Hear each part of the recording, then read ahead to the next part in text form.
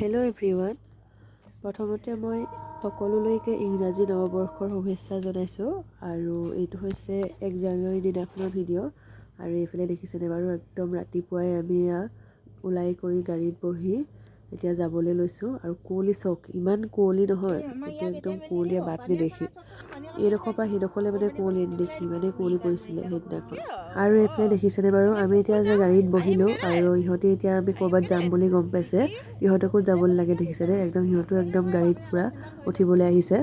বিশেষকৈ মা ওচৰলৈ আহিছে চাওকচোন বাৰু, মাও যাব বুলি গম পালে ময়ো যাবলৈ উঠিলোঁ। ভাবিছে চাগে ইহঁতি ক'ৰবাত যায় ফুৰিবলৈ।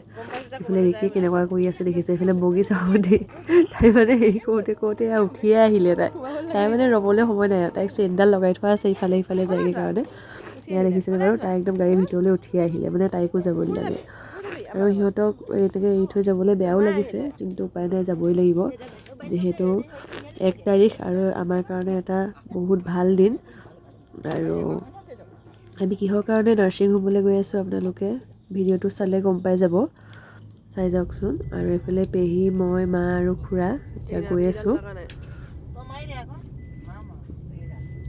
ইমানেই মানে কুঁৱলী পৰিছে নহয়, ইফালে সিফালে মানে একোৱে নেদেখি। আগত মানে গাড়ী এখন আহি থাকিলেও ভালদৰে নেদেখি, একদম লাইট প্ৰত্যেকখন গাড়ীয়ে লাইট জ্বলাই আহিবলগীয়া হৈছে আৰু একদম ওচৰত দেখিলেহে মানে গম পায় যে এখন ডাঙৰ গাড়ী আহিছে, লাইট আহিলেও মানে তেনেকৈ গম নাপায়। আৰু এতিয়া আমি গৈ আছোঁ, কুঁৱলী মানে ভগাই নাই মানে একদম। যিহে মোৰ একদম ঠাণ্ডাত চৰ্দি হৈছে নহয়, মোৰ মাতটো ইগন'ৰ কৰিব দেই, একদম মানে যি চৰ্দি হৈছে মাতটো ভালকৈ মানে মাত ওলোৱাই নাই।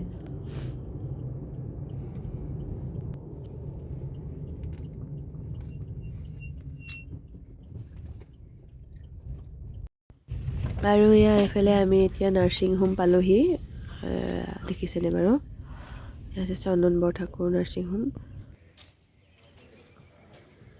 এয়া পাই কৰি এতিয়া আমি নবৌক থকা ৰুমটোলৈ গৈ আছোঁ, যিহেতু 31 তাৰিখে নবৌক ভৰ্তি কৰা হৈছিলে আৰু আমি 1 তাৰিখে সেই ভাল খবৰটো পাইছিলোঁ।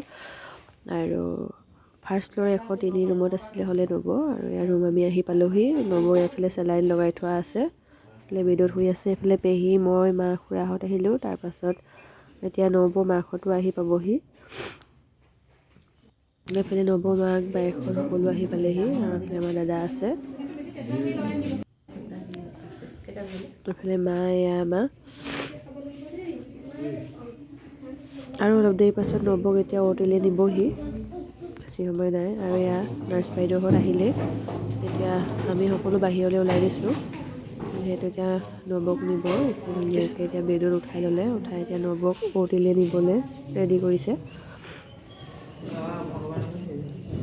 ভগৱানকে ভাবি যাওক আৰু দেই।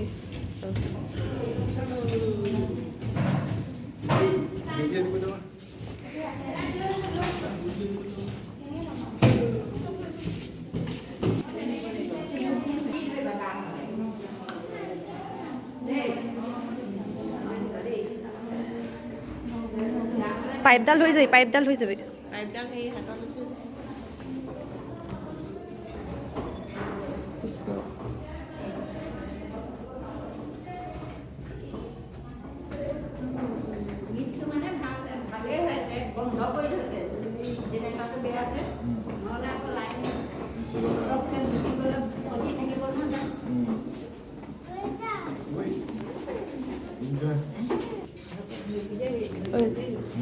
পাইপডাল ধুই যাবি দেই, ঘাটডাল আছে।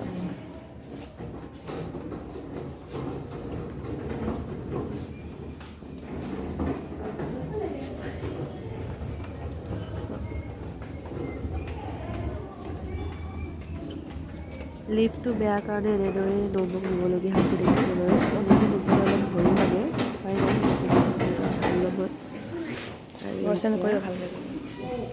আগতে ৰুমলৈ ভৰাই লৈ গৈছে। আমি বাহিৰত দিব লাগিব, যিহেতু ভিতৰততো মানুহ সোমাব নিদিয়ে। এইফালে দৰ্জা মাৰি দিলে, সকলোৱে মনত ভয়ো আৰু মানে মানুহৰ মনটো ভালো লাগি আছে, ভয়ো লাগি আছে। নবৌক সোমাই দিলে, ভগৱানকে চিন্তা কৰি আমি সকলো বাহিৰত এনেদৰে ৰৈ আছোঁ।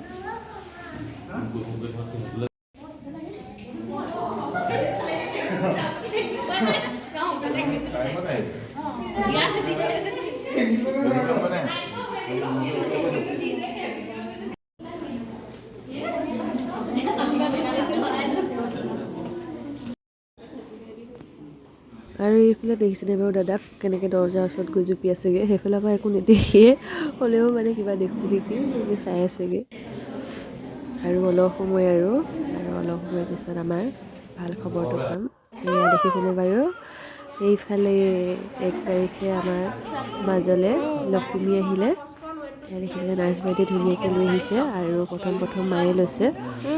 মাৰ হাততে দিলে, আমি কোনেও লোৱা নাই যিহেতু অকণমান সময়ৰ কাৰণেহে আনিছিলে। আৰু এয়া দেখিছেনে মা একদম কিমান ফূৰ্তি। তাৰপাছত আকৌ ভিতৰলৈ লৈ গ'ল আৰু আমি আহিলোঁ এইফালে হোটেললৈ খানা খাবলৈ বুলি। যিহেতু ৰাতিপুৱা কোনো একো খোৱাও নাছিলে। তাৰপাছত এয়া আমি খানা খাবলৈ আহিলোঁ